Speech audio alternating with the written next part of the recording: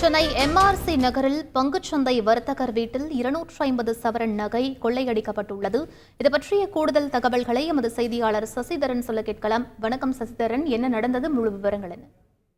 சென்னை பட்டினப்பாக்கம் பகுதியில் இருக்கக்கூடிய MRC நகரில் பங்கு சந்தை வர்த்தகர் வீட்டில் 2 கோடி ரூபாய் மதிப்பிலான நகைகள் திருட்டு போன சம்பவம் பெரும் பரபரப்பை ஏற்படுத்தியிருக்கிறது. இது தொடர்பாக அவர் வீட்டில் பணியாற்றிய ஓட்டுநரை தற்போது போலீசார் கைது செய்து விசாரணை மேற்கொண்டு வருகிறார்கள்.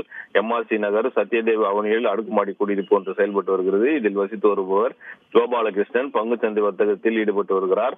இந்நிலையில் கடந்த 10 ஆண்டுகளாக கார் ஓட்டுநராக சரவணன் என்பவர் வீட்டில் பணியாற்றி வருகிறார். அவர் நடத்தையில் சந்தேகம் இருப்பதால் கடந்த 26ஆம் தேதி அவரை வீட்டில் பணியில் இருந்து நீக்கியுள்ளார்.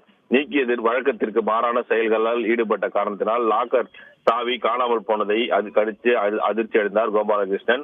உடனடியாக ஒரு டெக்னீஷியனை வைத்து அதை சோதனை மேற்கொண்ட போது அதில் இருந்த 250 சவரன் தங்க நகை, 10 கிலோ வெள்ளி பொருட்கள், 25 லட்சம் ரூபாய் ரொக்கம் உள்ளிட்டவை காணாமல் போனது குறித்து அதிர்ச்சி அடைந்தார். இதன் மொத்த மதிப்பு 2 கோடி ரூபாய் இருக்கும் என தெரிவிக்கப்பட்டிருக்கிறது.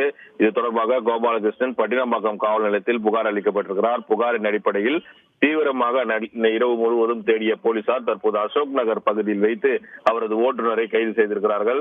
திருடு போன சம்பவங்கள் குறித்து அவரிடம் உரிய விசாரணை மேற்கொள்ளப்பட்டு வருகிறது.